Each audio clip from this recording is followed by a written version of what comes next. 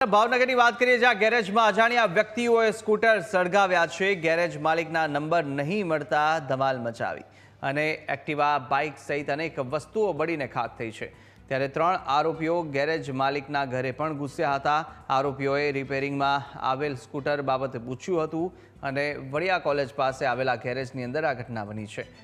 જો કે ગેરેજના માલિકનો નંબર તેમને પૂછવામાં આવ્યો, તેમને નંબર ન મળ્યો। ત્યારબાદ આ જે ઘટના છે તે સર્જાઈ છે। મહત્વનું છે કે 3 અજાણ્યા ઇસમો કે જેમણે આગ આ સ્કૂટરોમાં લગાવી હતી।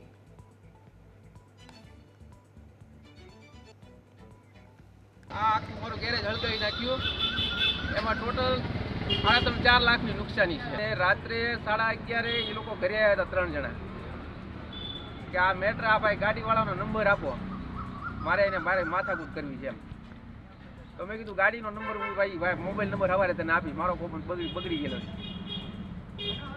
તો પછી રાત્રે હું અહીંયા આવ્યો, મેં કીધું ગાડીની કન્ડિશન શું છે જોવા પાછો।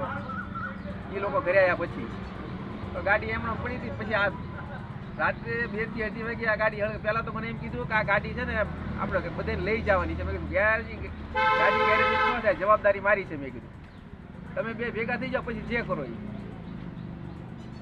તો રાત્રે આ કરી નાખી, હળગાઈ નાખી ગાડી।